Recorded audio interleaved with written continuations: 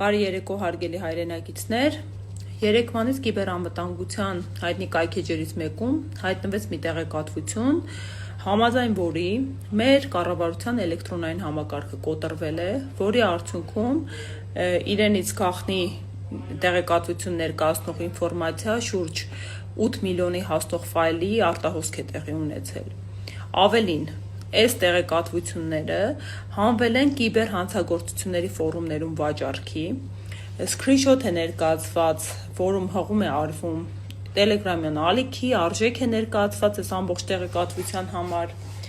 ու երեկվանից հետևում եմ լրահոսին այս տեղեկատվությունը հերքող կամ հաստատող որևէ նյութի հանդիպելու ակնկալիքով ու քանի որ նմանաբնույթ տեղեկատվությունը այդպես էլ բացակայում է, հիմա դիմում եմ պատկան մարմիններին,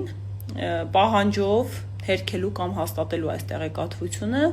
որովհետև եթե այն հաստատվում է, սա լրջագույն ահազանգ է, ահազանգ, որ նմանաբնույթ վտանգի ներքո են գտնվում նաև մեր անձնական տվյալները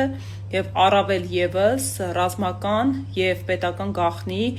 հանդիսացող տեղեկատվությունները եւ էլեկտրոնային նամակագրությունները, որոնք էական վնաս կարող են հասցնել թե մեր քաղաքացիներին անձնապես եւ թե մեր պետությանը ավելի լայնամասշտաբ կերպով։